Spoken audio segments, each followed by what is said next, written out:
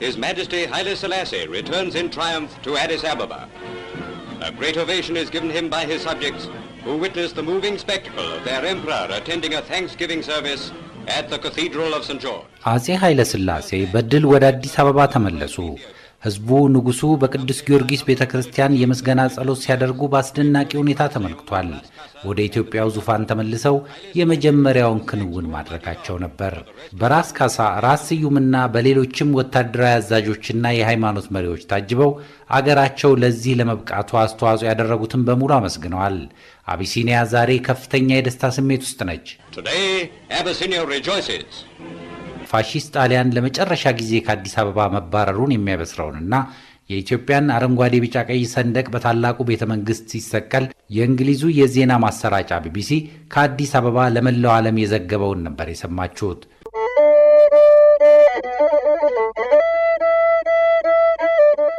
እንደሚታወቀው ሚያዝያ 27 ቀን ንጉሱ አጼ ኃይለ ሥላሴ አዲስ አበባ በመግባት የጣሊያንን ባንዲራ አውርደው የኢትዮጵያ ባንዲራ የተሰቀለበት ቀን ነውና አገባባቸው ምን ይመስላል? ቀዳማዊ ኃይለ ሥላሴ ሚያዝያ 27 ቀን 1933 ዓ.ም በድል አድራጊነት ወደ መናገሻ ከተማቸው ወደ አዲስ አበባ ከመግባታቸው በፊት ለሁለት ቀናት በፍቼ ከተማ ውስጥ ቆይተው ነበረ። በፍቼ እንዴት ነው ወደ መናገሻ ከተማቸው የሚገቡበትን ስነ ስርዓት በተመለከተ ዊንጌት እና ሌሎች የእንግሊዝ ከፍተኛ ባለስልጣናትና የኢትዮጵያውያን ሹማምንት ጋር በመሆን ምክክር ከተደረገ በኋላ ሚያዝያ 26 ኩለሌሊት ጀምሮ ወደ አዲስ አበባ የሚወስደው መንገድ ላይ ጉዞ ጀመሩ። ሚያዝያ 27 ሊነጋጋ ሲል እንጦጦ አፋፍ ላይ ብቅ አሉ። በጊዜው ንጉሱን አጅቦ የነበረው የእንግሊዝ ጦርና የእንግሊዝ ጦር ያስተባበረችው የደቡብ አፍሪካና የሱዳን የተወጣጣ ሰራዊት ከሱዳን ጀምሮ ሲያገለግሉ የነበሩ ከ300 እስከ 250 የሚደርሱ ግመሎች የንጉሱን አጀብ ተከትለው እንጦጦ አፋፍ ላይ ሲደርሱ የእንግሊዝ የጦር ሹማምንት እነዚህ ግመሎች ለአካባቢው ቅዝቃዜ ጋር ተስማሚ የሆነ አኗኗር አይኖራቸውም በሚል እዛ አፋፍ ላይ በሩምታ ተኩስ እንዲገደሉ አድርገዋል። ይሄም አብዛኛዎቹ እንግሊዞች ጆርጅ ኢስተርን ጀምሮ ያስደነገጠ ጉዳይ ነበረ። ቀዳማዊ ኃይለ ሥላሴ እንጦጦ እንደደረሱ እንጦጦ ማርያም ቤተክርስቲያን ገብተው የምስጋና ጸሎት ካደረጉ በኋላ ወደ አዲስ አበባ ጉዟቸውን ቀጠሉ። በመንገዱ ግራና ቀኝ በከፍተኛ ሁኔታ ደስታውን የሚገልጽ ህዝብ ከየቤቱ በመውጣት በእልልታ በሆታ ደስታውን ሲገልጽ ነበረ። ያጀባቸው የሱዳንና የእንግሊዝ ጦር አባላትን ግራና ቀኝ በመንገዱ ግራና ቀኝ ሆኖ በድል በር በኩል ወደ አዲስ አበባ ሲቃረቡ ህዝቡ ከተለያየ አካባቢ በመምጣት ግራና ቀኝ ዘንባባ ይዞ ደስታውን በለቅሶ ጭምር በእልልታና በለቅሶ ሲገልጽ ነበረ። ለሰዓታት በተደረገው ጉዞ የተጠናቀቀው አሁን ትምህርት ሚኒስቴር ፊት ለፊት ባለው ሐውልት አካባቢ ሲደርሱ ጀምሮ ሲጠባበቃቸው የነበረ የሰራዊት የክብር የብረት ሰላምታ እያቀረበ እስከ ታላቁ ቤተመንግስት ሚኒሊክ ቤተመንግስት ድረስ ታጅበው በክብር አልፈዋል። እዛም እንደደረሱ ጄኔራል ካኒንግሃም የምስራቁን ጦር ግንባር ሲመራ ቆይቶ መጋቢት 28 ቀን አዲስ አበባን ከጣሊያኖች ያስለቀቀ የእንግሊዝ ከፍተኛ የጦር ኮሎኔል ነው። በእሱ አማካኝነት አቀባበል ተደርጎላቸው በታላቁ ቤተመንግስት የኢትዮጵያን ባንዲራ ሰቅለዋል።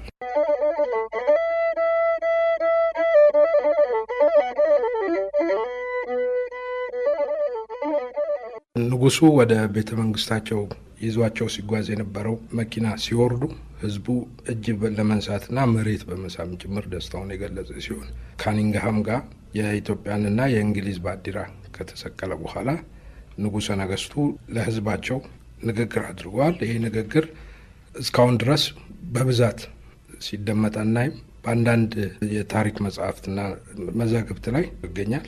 ንግግራቸው በከፍተኛ ሁኔታ በጀግንነት እና ርኅራኄ ያለው የአንድ ሀገር ህዝብ ነው። የኢትዮጵያ ህዝብ የአንድ ሀገር ህዝብ በመሆናችሁ ርኅራኄ ስላላችሁ እርስ በርስ በመረዳዳታችሁ የጦር እቅድን በማወቃችሁ በመሳሪያና በጦር ሰራዊት ከእናንተ እጅጉን ከፍ ያለውን ጠላትን ለማሸነፍ በቅታችኋል ሲሉ ለኢትዮጵያ ህዝብና ለኢትዮጵያ አርበኞች ያደረጉትን ተጋድሎ እውቅና ሰጥተዋል። ከዛም በመቀጠል ትልቁ ከንግግር ውስጥ ዋናው ጭብጥ ደግሞ ክፉን በክፉ አትመልሱ፣ ጠላት እንደወትሮ ልማድ እስከ መጨረሻው ሰዓት ድረስ ሲፈጽመው የነበረው ጭካኔና የግፍ ስራን አትስሩ፣ ጠላታችሁን ለጠላቶቻችን መወቀሻ የሚሆን ነገር አታድርጉ፣ የኢትዮጵያን መልካም ስምን እንዳታሳድፉ ተጠንቀቁ፣ ጠላቶቻችን በእጃቸው ያለውን መሳሪያ እንዲያስረክቡና ወደ መጡበት መንገድ ተመልሰው እንዲሄዱ አድርጉ ሲሉ የ5 ዓመት የተፈጸመውን ግፍና በደል ሁሉ የኢትዮጵያ ሕዝብ በይቅርታ ትቶ ጠላቶቹን ይቅር እንዲልና ይቅርባይነቱን እንዲያሳይ ጥሪ አድርገዋል። ከዚህም በተጨማሪ ለዚህ ድል እንዲበቁ ያደረጋቸውን የእንግሊዝን መንግስትና የእንግሊዝን ጦር አመስግነዋል።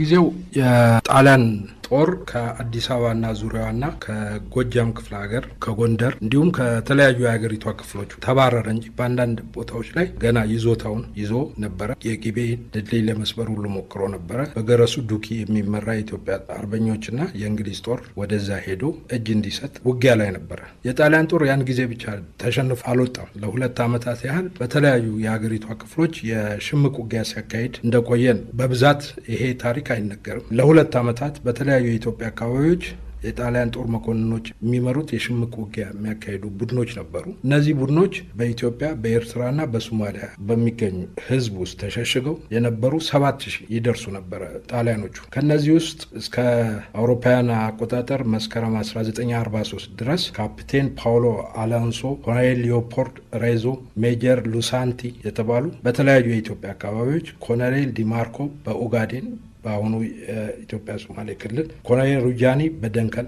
በአሁኑ በአፋር ክልል፣ ሜጀር ጎቢ የተባለው በደሴ ለ2 ዓመት ያህል ደጋፊዎቻቸውና በባንዳነት ከጣሊያን ጋር ሲሰሩ ከነበሩ የጣሊያን ደጋፊዎች ጋር በእንግሊዝ እና በአርበኞች ጦር ላይ ሽምቅ ውጊያ የኢትዮጵያ መንግስት ይዞታዎችን በማጥቃት እና ጉዳት በማድረስ ሲንቀሳቀሱ ነበረ። የሁለተኛው የዓለም ጦርነት ሲያበቃ ነው እነዚህ በኤርትራና በሶማሊያ የነበሩ የጣሊያን ሽምቅ ውጊያ ሲያካሂዱ የነበሩ የጦር መኮንኖችና ወታደሮች በዓለም አቀፍ ሕግ መሰረት በእስር በቁጥጥር ስር ውለው ወደ ጣሊያን እንዲሄዱ የተደረገው በጦር ምርኮኝነት ተመዝግበው ብዙ ጥፋት አድርሰዋል። በሽምቅ ተዋጊነት የቀጠለው የጣሊያን ሰራዊት ሮም ከሚገኘው መንግስት ድጋፍ ነበረው።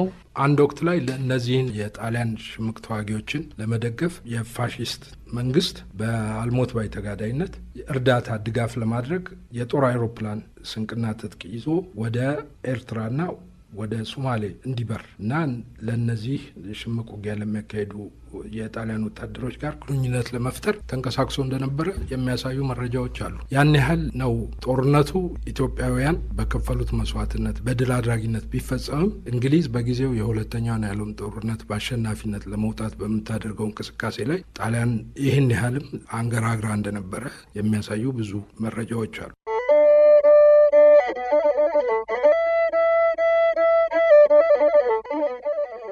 ቀደም ሲል እንደነገርከኝ በምኒልክ ቤተ መንግስት የኢትዮጵያ ባንዲራ ብቻ አልነበረም የተሰቀለውና የእንግሊዝ ባንዲራ አብሮ ተሰቅሎ ነበረ። ይሄ ነገር ምናልባት እንግሊዞች ከመጀመሪያውም አጼ ኃይለ ሥላሴ ወደ ኢትዮጵያ ሲመጡ ጀምሮ ድብቅ ፍላጎት እንደነበራቸው ይነገራል። አንዳንድ የታሪክ መዛግብትም ያን ያመለክታሉና እዚህ ከደረሱም በኋላ የዛ ውጤት ነው ወይንስ እንዴት ነው? እንግሊዞች ንጉሱን ወታደራዊ ድጋፍ አድርገው ኢትዮጵያ ከጣሊያን ፋሺስት አገዛዝ ነጻ እንድትሆን ካደረጉ በኋላ በውትድርና ኃይል የተያዙ ግዛቶች አስተዳደር በሚል ናይሮቢ ላይ በተቋቋመ ማዘዣ እዝ ኮማንድ ፖስት ላይ ሆነው በበላይነት ኢትዮጵያን በቀኝ ግዛት ሳይሆን በእጅ አዙር ቀኝ ግዛት ሲያስተዳድሩ ነበረ። ይህ እንቅስቃሴ ለ2 ዓመታት ቀጥሎ ነበረ። እነዚህ እንቅስቃሴዎች ላይ የኢትዮጵያ መንግስት የኢትዮጵያ ንጉሠ ነገሥትና አብሯቸው የሚሰሩ ኢትዮጵያውያን ባለስልጣናት በከፍተኛ ትዕግስትና ብስለት በተሞላ ሁኔታ ቀልብሰውታል እንጂ እንግሊዞች በተቻላቸው መጠን እንደ ሌሎቹ የቀኝ ግዛቶቻቸው ኢትዮጵያንም ቀኝ ለማድረግ ተንቀሳቅሰው እንደነበረ የሚታወቅ ነው። አጼ ኃይለ ሥላሴ ወደ መናገሻ ከተማቸው በድል አድራጊነት ከገቡ በኋላ መንግስት ለማቋቋም የራሳቸው የሚኒስትሮች ካቢኔ ሲያቋቁሙ ራሱ እንግሊዞች ደስተኛ አልነበሩ። በጊዜው አጼ ኃይለ ሥላሴ በድል አድራጊነት ወደ አዲስ አበባ ከገቡ በኋላ በ6ኛው ቀን ግንቦት 3 ቀን ማለት ነው የራሳቸውን የመጀመሪያ ካቢኔ አቋቋሙ። የአገር ግዛት ሚኒስትር ደጃዝማች መኮንን እንዳልካቸው፣ ጸሐፊ ትእዛዝ ወልደ ጊዮርጊስ ወልደ ዮሐንስን የጽህፈት ሚኒስትር፣ ብላቴን ጌታ ሎሬንሶ ትእዛዝ መብራቱን የውጭ ጉዳይ ሚኒስትር፣ ነጋድራስ ክብረ እግዚአብሔርን የንግድና ኢንዱስትሪ ሚኒስትር፣ ብላታ አየለ ገብሬን የፍርድ ሚኒስትር፣ አቶ መኮንን ደስታ የትምህርትና ጥበብ ሚኒስትር፣ አቶ በላቸው ያደቴን የፖስታና የቴሌግራም የቴሌፎን ሚኒስትር አድርገው ሾሙ። በመቀጠልም በቀጣዮቹ ወራት የጦርና የእርሻ የስራና መገናኛ ሚኒስትሮችን ሾመው የመንግስት መዋቅርን የመዘርጋት ስራ ሰርተዋል። የእንግሊዝ የጦር ሹማምንት ኢትዮጵያውያን አርበኞችን በወቅቱ ጸረ ፋሺስት እንቅስቃሴ እንዲያደርጉና የእንግሊዝ ጦር ጋር አብረው በመቀናጀት የጣሊያንን ጦር በማባረርና ትጥቅ በማስፈታት እንቅስቃሴ ላይ የተሳተፉ የነበረው የኢትዮጵያ አርበኞችን አገሩ በእንግሊዝ መንግስት የተያዘ መሆኑን አታውቁም ወይ? እናንተ ለጀነራል ዌዝሮል ታዛዥ አይደላችሁም በማለት በየጊዜው ውዝግብ ይፈጥሩ ነበር። ይህንን ውዝግብ በተመለከተ የጽህፈት ሚኒስትር የነበሩት ጸሐፊ ትእዛዝ ወልደ ጊዮርጊስ ወልደ ዮሐንስ በ1935 እና በ1937 ከእንግሊዝ መንግስት ጋር የተካሄዱ ድርድሮች ነበሩ። ኢትዮጵያን ሙሉ ለሙሉ ለኢትዮጵያ መንግስት አስረክቦ የመውጣት እንቅስቃሴን ኢትዮጵያኖች ይዘው ከእንግሊዞች ጋር በሚደራደሩ ጊዜ ዋና ተደራዳሪ ነበሩ። በዚህ ምክንያት ጸረ እንግሊዝና ጸረ አውሮፓዊ አቋም አላቸው ተብለው ጥርስ ተነክሶባቸው ነበረ በእንግሊዞች። እሳቸው እኔ የኡጋዴን አካባቢን ይዞ ከሶማሌ ጋር በመቀላቀል ከሶማሌላንድ ከእንግሊዝ ሶማሌላንድ ጋር በመቀላቀል ታላቋን ሶማሊያ ለመመስረት የሚደረገውን የእንግሊዝን ሴራ ነው የምቃወመው። በእርግጥም እኔ አቋም አለኝ፣ በማንም ላይ ጥላቻ የለኝም። አቋሜ ግን ለኢትዮጵያ አንድነት፣ ለኢትዮጵያዊነት፣ ለኢትዮጵያ መንግስት ክብርና ዘላለማዊነት እታገላለሁ። በዚህ የተነሳ ብጠላም አይቆጨኝም ብለው በተደጋጋሚ ይናገሩ ነበር። ይሄ ብቻ አይደለም። ከትግራይ ከፊል አካባቢን በመውሰድ ከኤርትራ ጋር በመቀላቀል ሌላ አገር ለመመስረትም እንግሊዞች ተንቀሳቅሰው ነበር። ይህንንም ንጉሱ በብስለትና ሲደርስባቸው የነበረውን ጫና በዲፕሎማሲ ከሌሎች የተማሩ እውነተኛ ኢትዮጵያውያን ከሆኑ ባለስልጣኖቻቸው ጋር ሆነው ከፍተኛ ጥረት በማድረግ ነው ያሸነፉት።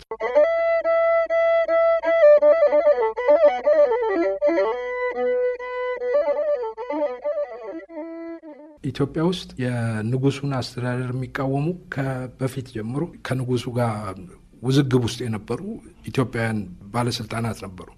ከነዚህ ውስጥ ንጉሱን ለመገልበጥ አስበዋል ተብለው የሐሰት ክስ ቀርቦባቸው እስር ውስጥ የገቡ እንደ አፈ ንጉስ ታከለ ወልደዋርያት አይነት ሰዎች እስር ቤት ሆነው የእንግሊዝ መንግስትን አካሄድና የእንግሊዝን የረቀቀ ሴራ ስለሚያውቁ በጊዜው አብሯቸው ታስሮ የነበረ የራስ ኃይሉ የልጅ ልጅ ማሞ ወልደ ሚካኤል የሚባል ለንጉሱ በሚስጥር ጣሊያን የቀበረው ሀብት ያለበትን ቦታ ስለማውቅ ላሳዩት በሚል ግንኙነት ፈጥሮ ንጉሱም ያንን ቦታ ለማየት እና ሀብቱን ለማውጣት ይስማማሉ።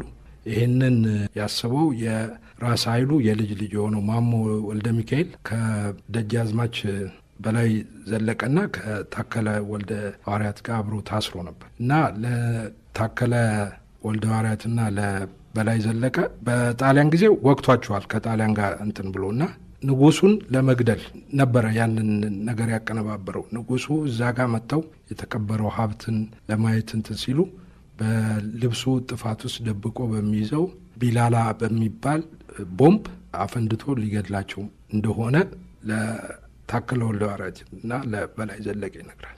ታከለ ንጉሱ በዛ ሰዓት ላይ ከስልጣን ቢወገዱ ሁሉም የጎበዝ አለቃና የጦር አበጋዝ ነኝ ባይ አርበኛ በሙሉ እኔ ነክስ ብለው ወደ እርስ በርስ ጦርነት ኢትዮጵያን ሊወስዱ እንደሚችሉ እንደሚያመራ ስለሚያውቅ ይህንን ሚስጥር ለእስር ቤት አለቃ በሚስጥር ተናግሮ ታከለ እንዳሉት ከማሞ ጋር እንዳይገናኙ የሚል መልእክት በመላክ ከዛ ተቀነባበረ ጥቃት ንጉሱን ጠብቋል። አይናቸውን ብርሃን ለማየት እስከሚቸገሩ ድረስ ጨለማ ቤት ውስጥ አስረው ነበረ። ታከለ ያሰራቸው የአፄ ኃይለ ሥላሴ መንግስት ነው። ግን አፄ ኃይለ ሥላሴ በድለውኛልና ይሙትና እንደ ፍጥር ጥሩ ይሁን አላሉ። መልእክት ልከው ንጉሱን ከሞት አትርፈዋል። ይህ የሚያሳየን ብዙ ልዩነቶች ሊኖረን ይችላል ኢትዮጵያውያኖች በአገር ጉዳይ ላይና በአገር አንድነት በአገር ጥቅም ላይ ግን እንደ አንድ ሰው በአንድ ልብ የምንቆም መሆናችንን የሚያሳዩ ብዙ እንቅስቃሴዎች የተደረጉበት ታሪካዊ ወቅት ነበረ።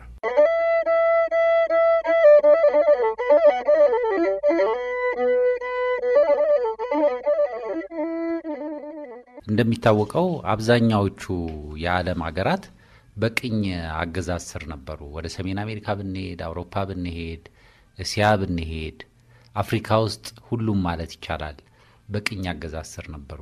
ኢትዮጵያ ለ5 ዓመታትም ሳይረጋጋ ነው ጣሊያን የቆየው። የእንግሊዝም ድብቅ ፍላጎት ቢኖርም ያንን ሊያሳካም አልቻለም። አንደኛ ሁሉም የኢትዮጵያ ልጆች ተጋግዘውና ተባብረው ለጣሊያን አንገዛም፣ ነጻነታችንን አሳልፈን አንሰጥም በማለታቸው ምክንያት ማለት ነው። አንዳንዶችን ለቆየ ቂም ለመያዝ ምክንያት ሆኗቸዋል የሚሉ ሰዎች አሉ። ምናልባትም በየጊዜውም በመሃላችን ያለውን ልዩነት እንደ አንድ ነገር በመጠቀም የኢትዮጵያን ኃያልነት ማዳከምና ትንንሽ መንግስታትን መመስረት የሚል የረጅም ጊዜ ዓላማ አላቸው ይባላልና የኢትዮጵያ ቅኝ አለመገዛት ብዙውን ጊዜ ጠላቶቻችን እንላለን። የአገር ጠላት የኢትዮጵያ ጠላት የምንለው ነገር አለና ከዛ ጋር የሚያገናኘው ነገር አለ። ከተገናኘስ አሁን ካለንበት ሁኔታ አኳያ እንዴት ነው የዚህን የውጮችን ጣልቃ ገብነትና ፍላጎት ላለማሳካት ሁሉም ኢትዮጵያዊ መተጋገዝ ያለበት? ይሄ እንግሊዞች አቀነባብረውት የነበረው ኢትዮጵያን ወደ ተለያዩ ግዛቶች የመከፋፈልና የራሳቸውን ኢምፓየር በምስራቅ አፍሪካ ላይ የመገንባት እንቅስቃሴ ዛሬም ድረስ መገረኑና ጠባሳው እየታየ ነው። የኢትዮጵያን ኡጋዴን ክልል ከሶማሌላንድና ከጣሊያን ተለቀቀው የጣሊያን ሶማሌን በመቀላቀል ታላቁ ሶማሊያን መስርቶ ቅኝ አገር ለማድረግ የመጀመሪያውን የቤት ስራ የሰሩት እንግሊዞች ናቸው። ይሄ ነገር ነው ላለፉት 50 ዓመታት ኢትዮጵያና ጎረቤት ሶማሊያ በተለያዩ ጊዜያት ደም አፋሳሽ ጦርነት ውስጥ ገብተው የነበሩት ህዝቦች ይሄ የተሰራውን ቀመር አውቀው ህዝብና ህዝብ በአንድነት የጋራ ጥቅምና የጋራ አብሮነትን የሚያጎሉ ነገሮችን በመስራት ማክሸፍ ይቻላል። ኤርትራና ኢትዮጵያ ኤርትራ ከአድዋ በፊት 20 ዓመት ከአድዋ በኋላ 40 ዓመት ከዛ በኋላ በፌዴሬሽን እስከምትዋሃድ ድረስ ከጣሊያን ለቆ ከወጣ በኋላ በእንግሊዝ የበላይነት ነበር ተተዳደረ የነበረችው። እንግሊዞች ኤርትራ ለቀው ሲወጡ ኤርትራ ነፃ አገርነቷን እንድታረጋግጥ ነበረ አቋም አስይዘው ታይም ቦምብ አስቀምጠው የነበረው። ያንን በፌዴሬሽኑ አመሰራረትና ሲፈርስ በነበረው ያልተገባ አካሄድ ምክንያት ከዛ በኋላም ደግሞ በድንበር ውዝግብ ምክንያት ኢትዮጵያና ኤርትራ አንድ ሀገር አንድ ህዝቦች አንድ አይነት እምነት አንድ አይነት ባህል ያላቸው ህዝቦች ለእልቂት የተዳረጉበት እውነት አለ። ይሄንን በዘመናችንም በህይወታችንም አይተነዋል። ይሄንን ህዝቡ ታች ያለው ህዝብ ያውቀዋል አያውቀውም? የተወሰኑ ወገኖች ናቸው የሚያራምዱ። እነዚህ ወገኖች በእነዚህ በቀኝ ገዢ ኃይሎች በተሰራ ፕሮፓጋንዳ በተፈጠረ ታሪክ በተፈጠረ የውሸት ሴራን የሚያቀነቅኑ ቅጥረኞች ልንላቸው የምንችላቸው አይነት ሰዎች ምክንያት ነው የሚመጣው። እውነተኛ ለህዝብና ህዝብን መሰረት ያደረገ አስተሳሰብ አስተዳደር በስራ ላይ የሚያውል እውነተኛ የህዝብ ወኪል የሆነ አካል ወይም መንግስት ካለ ግን እነዚህ ተቀነባብረው የተቀመጡልን የመጠፋፋትና የመገዳደል ታሪክን ቀይረን በጋራ አንድ ሆነን ከራሳችን ተርፈን ለሌሎች የምንተርፍበት እድሎችን እንዳንጠቀም የሚያደርገው ዘመን ያስቆጠረ ሴራ ገሃድ የወጣበትም አጋጣሚዎች ብዙ ናቸው።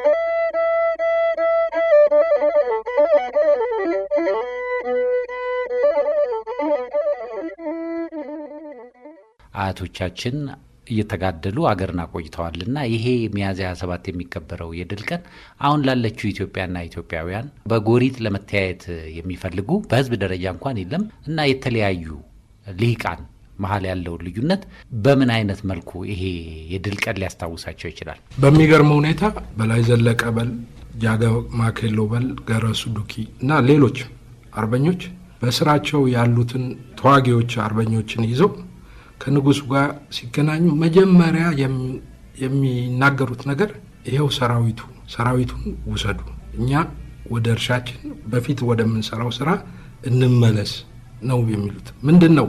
ለነጻነት ነበረ ሲታገሉ የነበሩት እንጂ ለስልጣን አልነበረም። እንደዚህ አይነት እድልና አቅም ቢኖር ከዛ በተለየ እነዛ ሰዎች የሆነ ግዛትን ከጠላት ያውም ከነሱ 10 እጥፍ የረቀቀ በአየር የታገዘ ጦር አቅም ያለውን ጠላት የፋሺስት ኢጣሊያን ጦር ሲያርበደብዱ የነበሩ አርበኞች ይህንን ያደረግነው ስልጣን ለማግኘት ነው፣ ነፃ ያወጣናቸውን ቦታዎች ለማስተዳደር ነው ብለው ጠይቀው አያውቁም። እነሱ ሳይማሩ እንደዚህ አድርገዋል። ተማረን የምንል ሰዎች ግን ራሳችንን በዘር ከረጢት ውስጥ እየከተትን ለህዝብ ሳይሆን ለራሳችን ምቾትና ስልጣን በምናደርገው ርኩቻ የብዙ ንጹሃን ዜጎች ህይወትና ኑሮ ሲመሳቀል ማየት ያሳዝናል።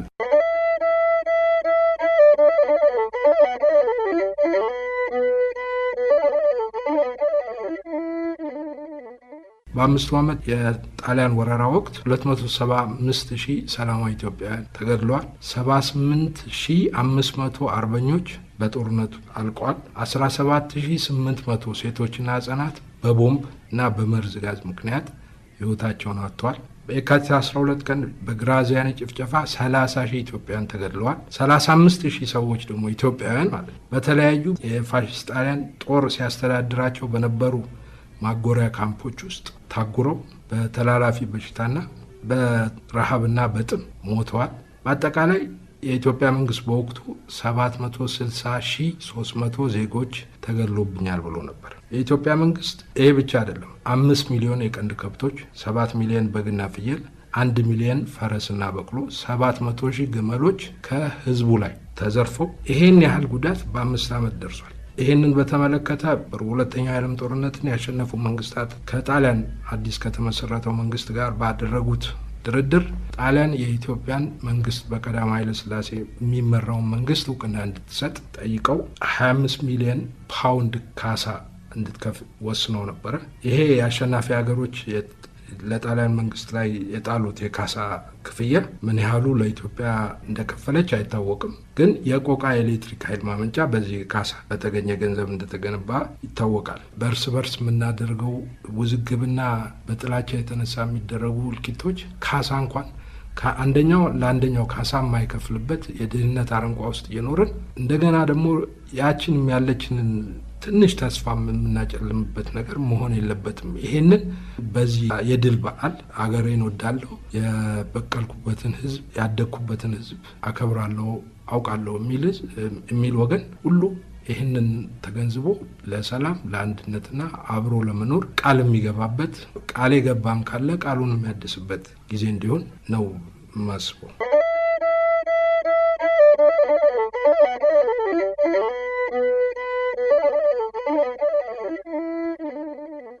ብዙዎችን በየጎራ ፈርጆ ከሚያጨቃጭቁ ነገሮች መካከል አንደኛው ታሪክ ላይ ተመሳሳይ ሀሳብ አለመኖር ነውና ያለፈ ታሪክ እየተነሳ ደግሞ ወደ አሁን ቂም ማወራረጃነትም የሚመጣበት ሁኔታ አለና ይሄንንስ ከታሪክ አኳያ ሁሉም አንድ አይነት እንኳን ባይሆን አግባብቶ ሊያስቀጥል የሚችል በሳይንሳዊና ምሁራንን ባሳተፈ የታሪክ ምሁራንን ባካተተ ሁኔታ ጥናቶች አድርጎ በአንድ መስመር እንድንሄድ የሚያደርግ መፍጠር የሚቻለው። ምክንያቱም ፖለቲከኞች ናቸው ብዙ ጊዜ ታሪኩን በራሳቸው መንገድና በራሳቸው ሁኔታ እየወሰዱ ወደ ሌላውም ወደታችም እያወረዱ ያን እየመገቡ ለግጭትና ለጭቅጭቅ የሚዳርጉትና ያንንስ እንዴት ማድረግ የሚቻል ይመስላል? አንተ እንዳንድ ታሪክ ጸሐፊ።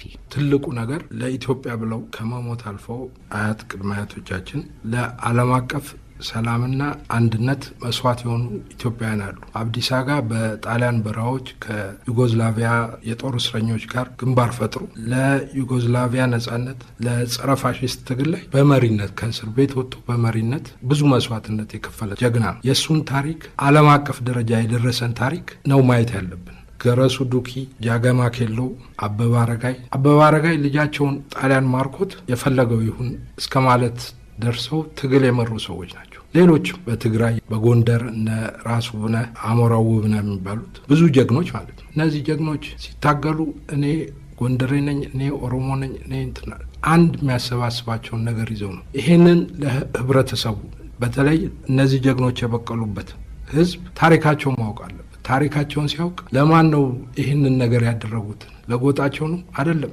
በጋራ ያሰባሰበን የጋራ ቤት አለ ኢትዮጵያ ምትባል። ያንን ለዛች አገር ነጻነት፣ ፍትህ፣ እኩልነትና አንድነት ነው የታገሉት። ይህንን ነገር ነው ማጉላት ያለብን። ብዙ ጊዜ ታሪክ ላይ ክፍተቶች አሉ። ለምሳሌ 33 ኢትዮጵያ ነጻ ወጣችው፣ ጣሊያን ተሸነፈ፣ እዛ ጋር መቆም የለበትም። ከ33 በኋላ በኢትዮጵያ ላይ እንግሊዞች የሰሩት ደባ ለህዝቡ አድሬስ መደረግ አለበት። ለምሳሌ ንጉሱ ከ3 ዓመት በኋላ የአሜሪካው ፕሬዚዳንት ሩዝቬልት ሊያናግራቸው ቀጠሮ ይቀጥራቸዋል።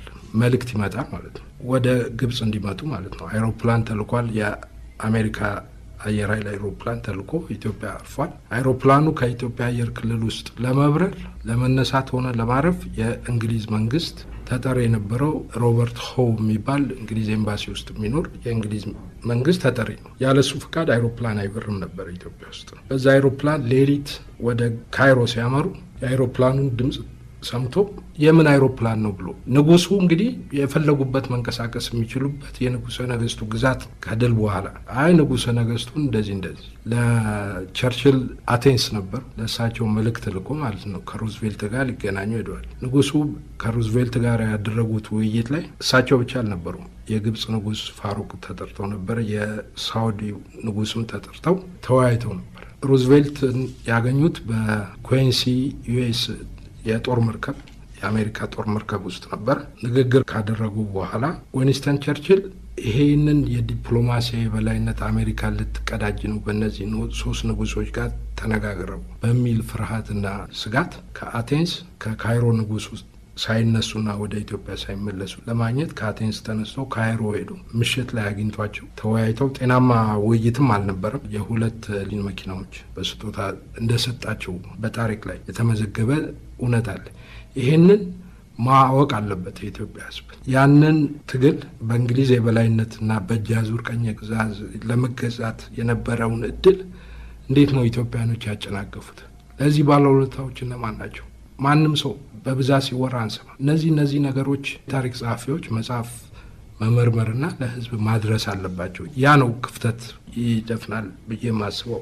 ፖለቲካ አጀንዳ የሚጠቀሙ ሰዎችም እንደዚህ አይነት ነገሮችን ፋክት ቤዝድ የሆነ ነገሮች ይፋ ሲሆኑ ይሄኛው ነገር እየጠፋ ይመጣል። እና ይልማ ደረሳ ናቸው እኮ ለቢቢሲ ንጉሠ ነገሥቱ እየመጡ ነው እያሉ ኢንተርቪው እየተደረጉ ሚያዝያ 27 የድል ቀን ከእንጦጦ እስከ 4 ኪሎ ድረስ በእግራቸው እየሄዱ ዘገባውን ለሚሰራው የእንግሊዝ ጋዜጠኛ ድጋፍና እገዛ ሲያደርጉ የነበሩት በስደት የነበሩና የንጉሱን በድል አድራጊነት ወደ ሀገራቸው የመግባት እንቅስቃሴ ውስጥ የተሳተፉ ብዙ የኤርትራ ተወላጅ ኢትዮጵያውያን ሀብትና ንብረታቸውን ሁሉ ለዚህ ነገር ያዋሉ ብዙ ደማቅ ታሪክ የጻፉበት የጋራ ታሪክ ያለን ህዝቦች ስለሆነ ያንን የጋራ ታሪካችንን ማጉላት አንድነታችንን የሚያስተሳስሩ ነገሮችን ማድመቅ። እንዲህ ስል ግን አንድነት ማለት ሁሉንም ነገር ተጨፍልቆ አንድ ነገር ማለት ነው። ልዩነታችንም አንድነት ነው። ያ ልዩነት ግን በጥላቻ ላይ የተመሰረተና በውሸት በተገነባ ታሪክ መሆን የለበትም ብዬ አምናለሁ።